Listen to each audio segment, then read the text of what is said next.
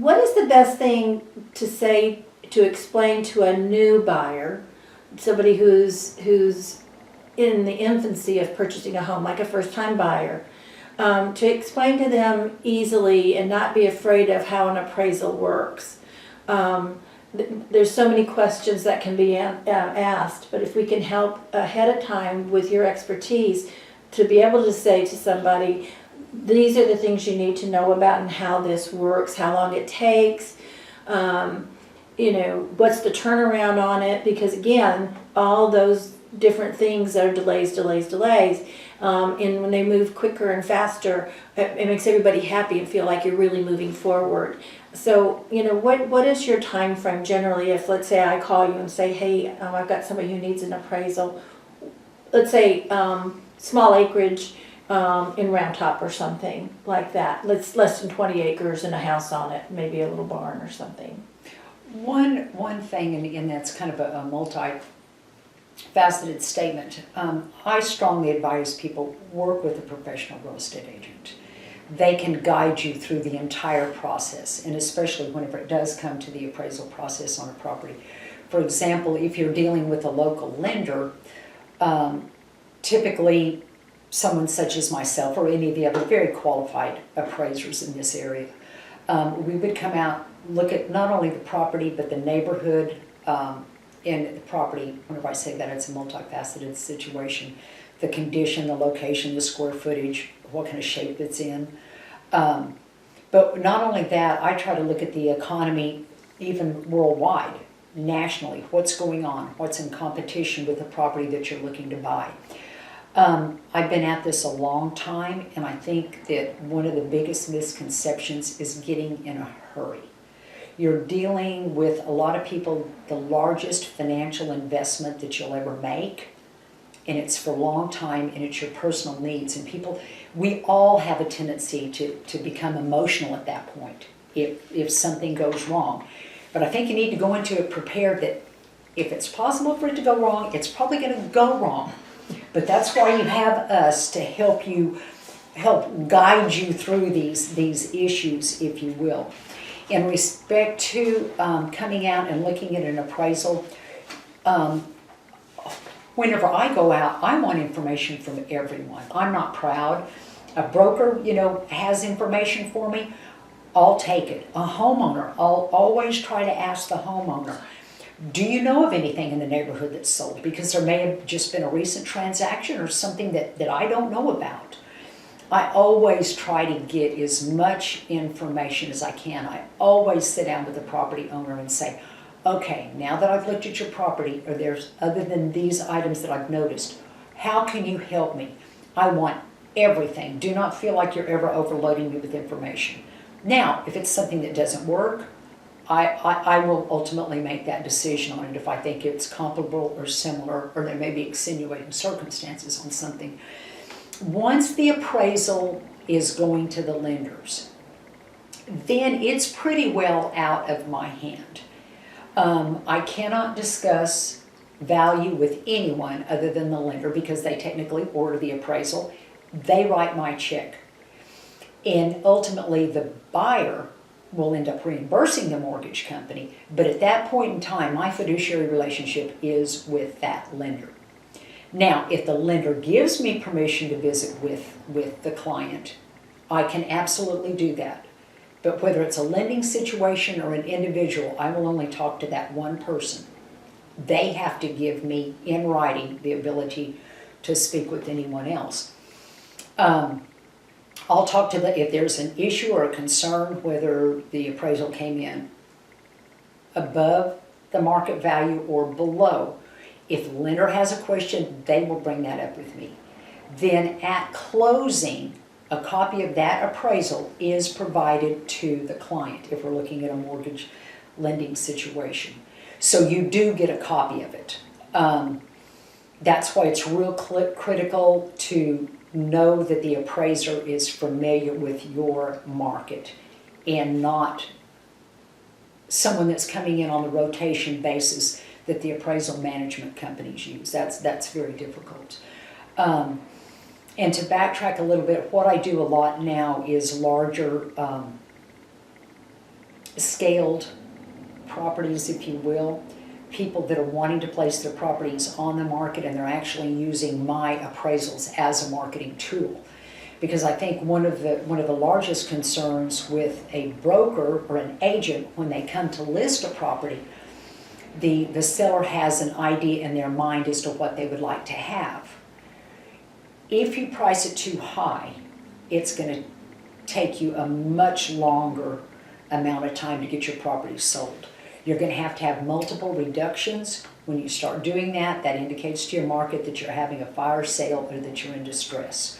You're much better off if you get your property realistically listed and value. And I think that we all work very similar in that situation and based on our experience. I think that if there's any single issue that I see, it's people overpricing their property when they initially list it on the market. That's absolutely true. Makes it very, very difficult. One of the things I found in my neighborhood where I moved to last year, in our neighborhood they turn usually quickly, but it's also the same. What you're saying is if it's priced to sell, it will sell. But in our neighborhood, so many houses get sold outside of being listed. Just by, I know Diane, and oh, my best friend wants to live here. Let me tell her that you're going to sell your house, and they sell it, but outside of a realtor being included. And I mean, we've just had 3 sell in my neighborhood just like that since the first of the year. And so that's a lot of numbers that we can use, the realtor and the appraiser, and yet we're left outside of that unless you can do some, being very nosy, for lack of a better description of that. You can find out some things, and sometimes the seller, will tell you if you call and ask them, and sometimes they won't, and I get that. That's understanding. That's certainly a lot of personal information.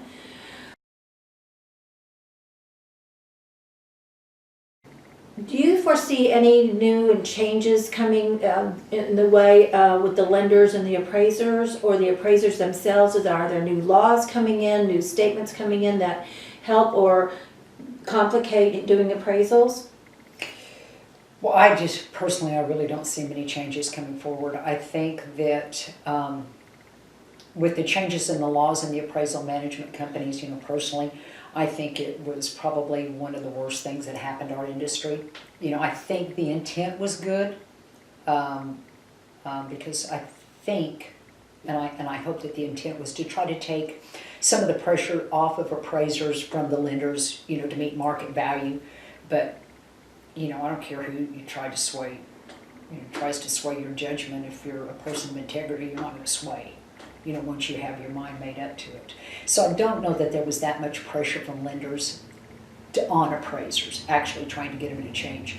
Where the problem is now with the appraisal management companies is that they have a rotation basis. They have these appraisal management companies, they've got a pool of appraiser, and they just pull whoever's at the top of the list. And that's the person, and they may be from 200 miles away and not even been competent on properties such as yours, but you get them anyway. And that's where we run into more situations on appraisal, is from getting appraisers that are not knowledgeable in the market, and they don't have the knowledge on the property that they're taking. They're not supposed to take those jobs, but they do.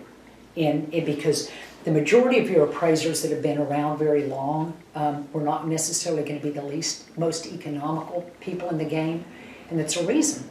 It's, for example, if you were going to hire an attorney and you had a family law issue, you wouldn't hire someone that had a criminal justice background or a criminal background record. I don't even know what the typical name of them for, but you'd hire an attorney that was specific to your issue. Where, can you imagine if someone predicated to you, well, so-and-so's the next attorney on the top of the list, you have to use that attorney. Well, he may not be a specialist in the area that you need. But that's what they're doing with appraisers now, is they're mandating to you, the person that you will use. And I personally, I think, in free business, that's kind of I don't know how it's not a conflict of interest, but anyway. It could be. I want to thank you very much.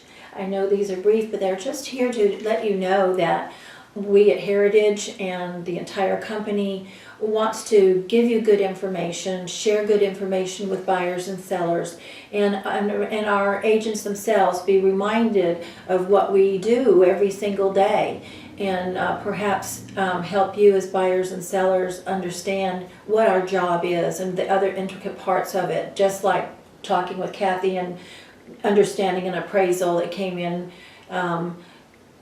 absolutely perfect or right on the dollar, or something that came in far below what the price is. And so we have to work with those things, and this is our way to share that knowledge with you. I want to thank you so much for watching and listening. Kathy, thank you so much for coming this morning. I appreciate you very much, you know that. And I want to thank all of you for looking in on us and taking care of concentrating on what you're doing and like the biggest thing that you're going to be ever buying in your life. And hopefully you'll give us a little call once in a while too. Thank you so much. Have a wonderful day.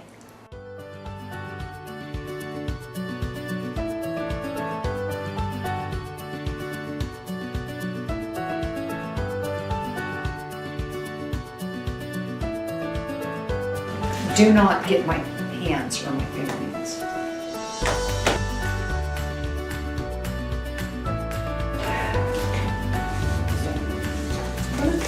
Trade places Why? so that I can look at the camera